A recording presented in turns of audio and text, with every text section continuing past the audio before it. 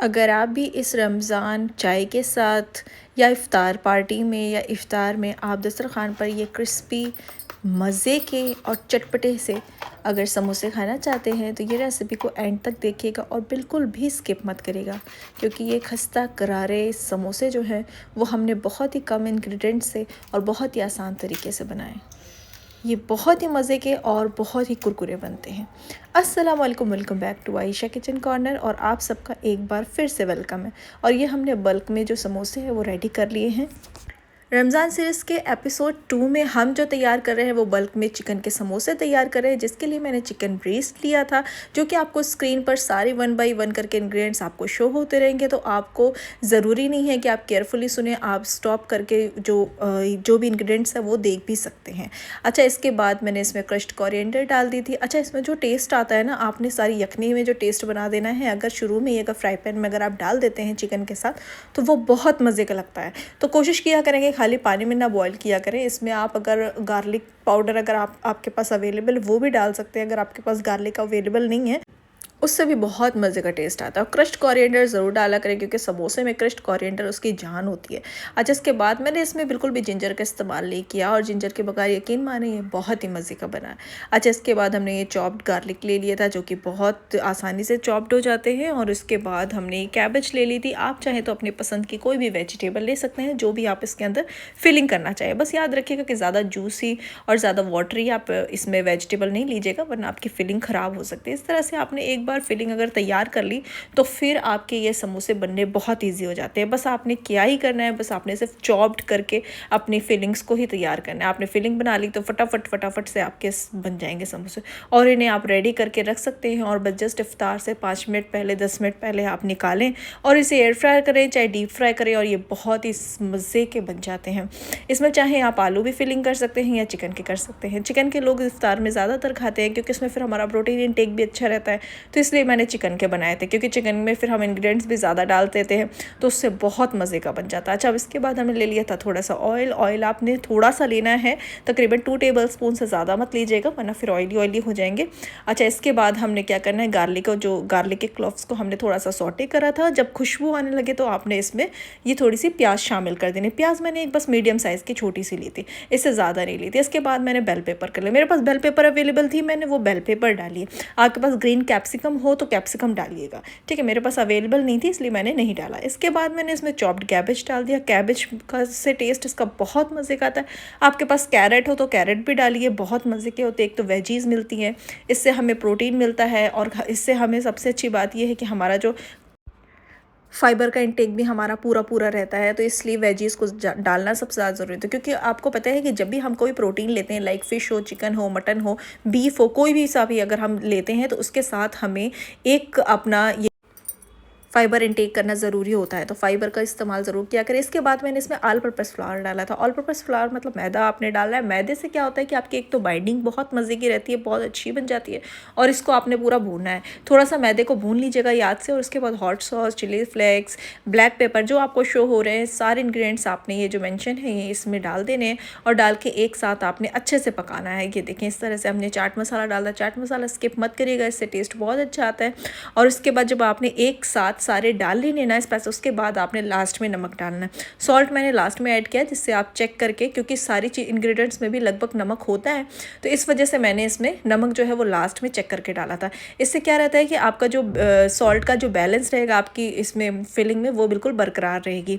तो ये सारी चीज़ों को मैंने इस तरीके से सारा कर दिया था। उसके बाद सोया सॉस भी डाल दिया था। विनेगर आपकी मर्ज़ी है, विनेगर आप अपनी चॉइस से डालना चाहे, अवेलेबल हो तो डालें, वरना इतनी कोई ज़रूरी नहीं। विनेगर से ये रहता है कि शेल्फ़ लाइफ आपकी थोड़ी सी लॉन्ग हो जाएगी, बस जस्ट इससे ज़्यादा इसका कोई काम नहीं है। अच्छा, इसके बाद ये सारी चीज़ों को हमने जो है वो अच्छे से मिक्स कर लिया था। इसको मिक्स करने का मकसद ये था कि इससे क्या होता है कि इससे जो एक हमारा चाइनीज़ सा फ्लेवर आता है वो हम डाल देते हैं। अगर जब हम सोया सॉस और विनेगर वगैरह ऐड करते हैं इसमें, तो इसमें एक हमें क्रंची, ऊपर से अंदर से जूसी और थोड़ा सा चाइनीज़ सा एक जो टेस्ट आता है वो आपने इसमें देना है। अच्छा, इसमें चाहे तो आप मटर भी डाल सकते हैं, इस जगह पर आप जो भी अपनी पसंद से फिलिंग डाल सकते हैं। अच्छा, अब इसके बाद मैंने इसमें ज़बरदस्त सा एक ना तंदूरी फ्लेवर दिया था।